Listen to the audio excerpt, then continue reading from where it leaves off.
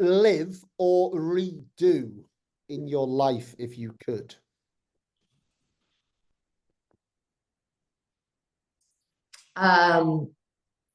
In my personal life, and this is getting really personal and sad, is my mother passed away when she was 53 and I was 25.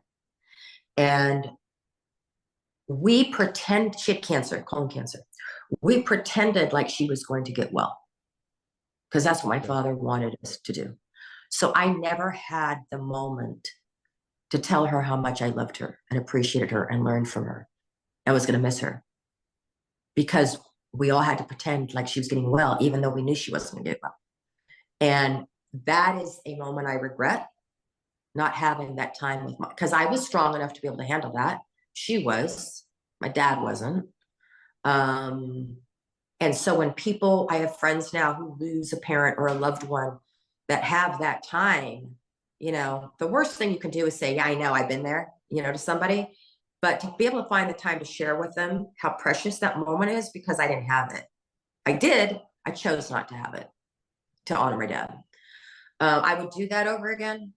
And the moment that I would relive, because it was so much friggin' fun, is our last national championship in 2018, which we are making a documentary on because it literally, I talked about it before, it was the greatest comeback in sport team history, statistically, okay?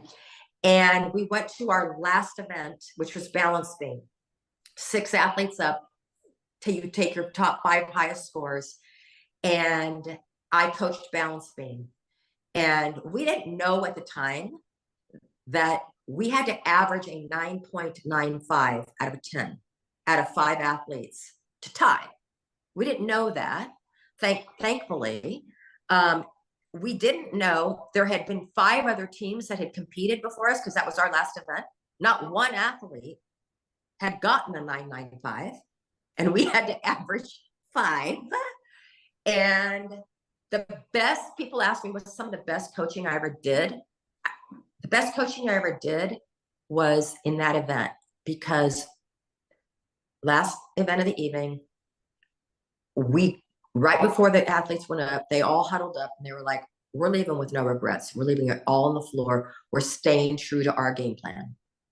And I don't know if it's like this with tennis, but for every athlete that goes up, I always had one cue for them that was specific for them.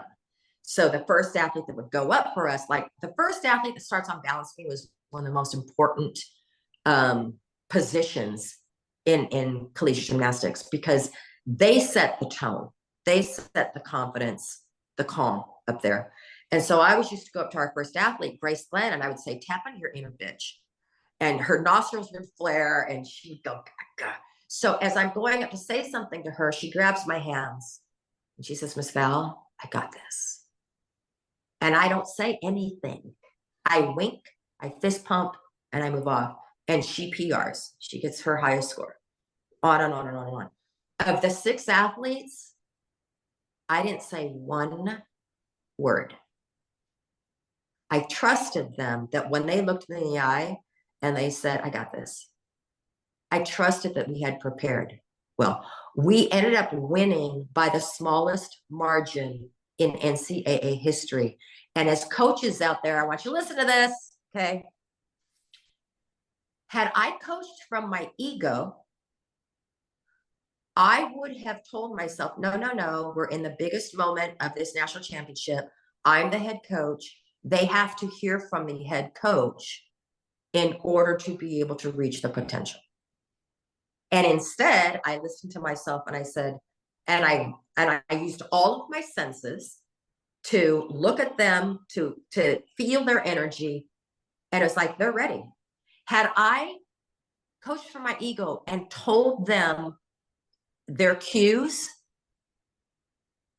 you know this as a coach, they would have played just a wee bit tight. Yep. And we won by the wee smallest margin. We would have never won that championship. And I say this, maybe 5-6 years earlier, maybe I wasn't mature enough to be able to just shut up and trust them.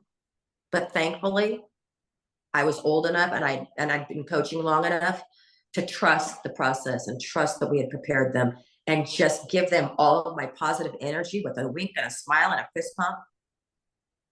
And we did it. Two beautiful messages, and I can't wait to see the TV show when it comes out. You know, I think what you shared about your mum is really special, and I know certainly for one, I'm going through that right now